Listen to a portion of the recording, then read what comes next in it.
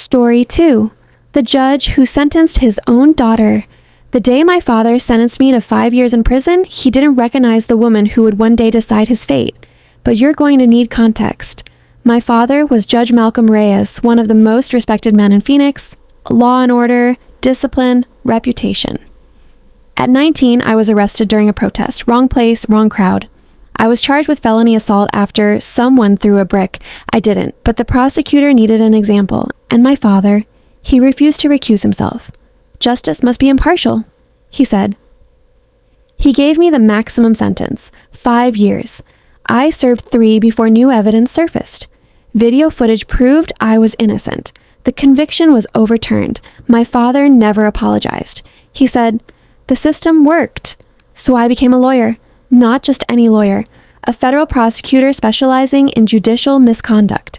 10 years later, a corruption investigation landed on my desk. Bribery, case manipulation, sentencing bias, the judge under investigation, Malcolm Reyes, my father.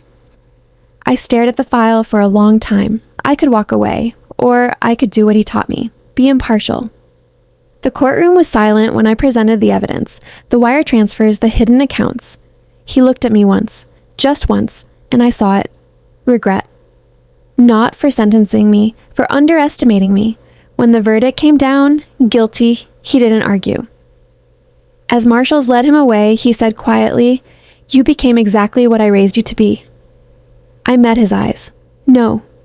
I became what you should have been. The courtroom doors closed behind him, but the echo of his footsteps stayed with me long after the hallway emptied. Reporters shouted questions, cameras flashed. "Counselor, how does it feel to prosecute your own father? Is this revenge?" I didn't answer. Because it wasn't revenge, it was gravity. Justice, when ignored long enough, always falls. That night, I sat alone in my office overlooking downtown Phoenix, the same skyline I used to stare at from my childhood bedroom, the same city where my father taught me that weakness was a liability. I remembered being 10 years old, sitting at the kitchen table while he graded legal briefs. "Fairness," he told me once, "is not about feelings, it's about facts." Back then, I believed him. At 19, when he sentenced me, I still believed him. But prison changes the definition of fairness. The first night in county lockup, I waited for someone to come tell me it was a mistake. No one came. I replayed the sentencing in my mind 1,000 times. Maximum term, his voice didn't shake. Mine did. In prison, I learned silence. I learned observation. I learned how quickly a person becomes a case number, how easily humanity disappears once a file is stamped guilty. I studied law in the library every day, not because I trusted it, because I needed to understand how it failed me. When the footage surfaced 3 years later, grainy cell phone video showing I never threw that brick, I didn't cry. I felt nothing. When they overturned my conviction, reporters framed it as a tragic error. My father called it proof the appeals process works. That was the day something in me crystallized. If the system worked, why did it take 3 years of my life? After law school, when I joined the U.S. Attorney's Office, people whispered about my last name. Reyes. Some doors opened because of it. Others closed. I never corrected anyone. I never used it either. I built my career on judicial ethics cases, the kind most prosecutors avoid. The kind that make powerful people uncomfortable. Corruption hides best behind ropes, and I learned to look carefully. When the task force handed me the file labeled Reyes Malcolm, I thought it was a coincidence. It wasn't. Anonymous tip. Irregular sentencing patterns. Wire transfers from a private development firm that coincidentally won multiple zoning disputes in his courtroom. I told myself I would recuse, but then I remembered a 19-year-old girl standing alone at a defense table while her own father refused to step aside. Justice must be impartial. Fine, let it be. The investigation took 18 months, subpoenas, forensic accounting, quiet interviews with clerks who were finally ready to talk. What hurt most wasn't the money, it was the pattern. Harsher sentences for defendants who couldn't afford high-powered attorneys. Leniency for those connected to certain firms. A quiet manipulation of outcomes that never left fingerprints, until it did. The evidence was clean, painfully clean. When I presented it to the grand jury, my voice never cracked. They indicted unanimously.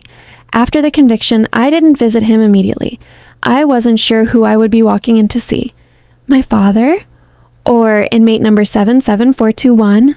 The first time I stepped into the federal detention facility, the air felt familiar. Too familiar. He was older, smaller. Prison reduces everyone eventually. He sat across the glass, picked up the phone, and studied me like I was a case he hadn't decided yet. "You could have walked away," he said. "So could you," I replied. Silence stretched between us. For the first time in my life, he didn't have authority in the room.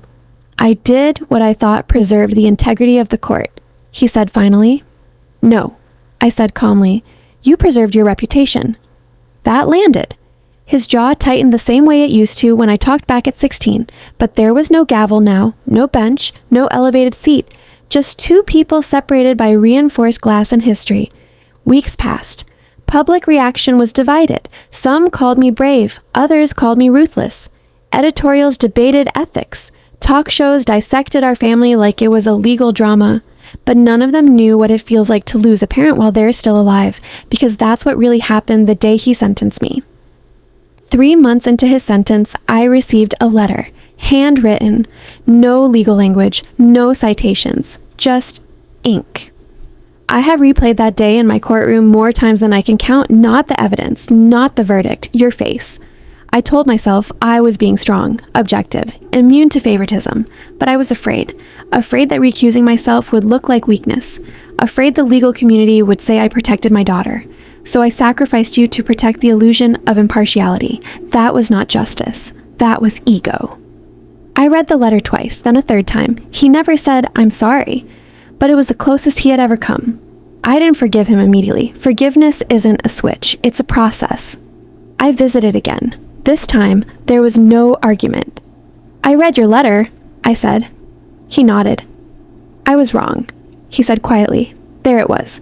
Not defensive, not justified, not explained away. Wrong. The word felt heavier than the sentence he once gave me. Years passed. He served his time with minimal incident, taught legal literacy classes inside, helped inmates prepare appeals. I continued prosecuting misconduct cases, but something shifted.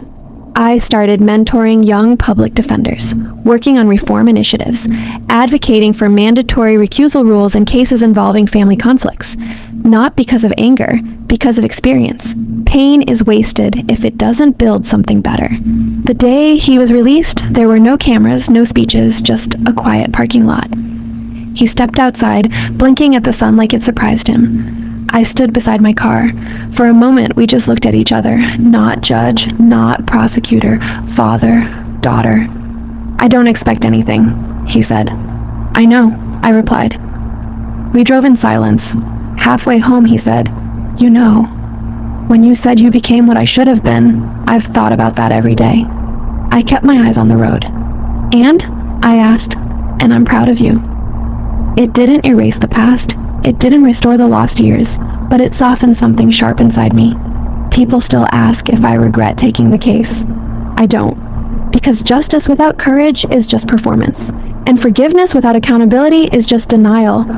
My father taught me to respect the law, prison taught me to question it, but choosing to hold him accountable, that taught me who I am. And if there's one thing I know now, it's this. Impartiality isn't about being emotionless. It's about being brave enough to apply the truth, even when it costs you everything. And sometimes, especially when it's your own name on the file, for a long time, I thought that was the end of our story. It wasn't. Because accountability is a verdict, but healing is a process. After his release, he didn't return to the house I grew up in. He sold it quietly and moved into a small apartment on the edge of the city. No plaques on the walls, no framed photos shaking hands with governors, no reminders of the bench he once ruled from. Just bare walls and a secondhand bookshelf. The first time I visited, he was making coffee in a chipped mug. "I'm still learning how to live without authority," he said almost to himself. "You're learning how to live without control," I replied. He didn't argue. That was new. Word spread quickly through the legal community that Malcolm Reyes was out. Some former colleagues avoided him. Some reached out discreetly. A few publicly criticized the system for being too harsh on a once-respected judge. The irony wasn't lost on either of us. He watched one of those interviews on television while I sat across from him. "They're saying I was an example," he said. "You were," I answered calmly. "That's how precedent works." A faint, almost reluctant smile crossed his face. "You always did listen." "No," I said. "I learned." One evening, months later, he asked if I would speak at a law school panel with him. The topic, judicial ethics and accountability. I looked at him for a long moment, then nodded, because this time, justice wasn't standing between us. It was the only thing holding us together.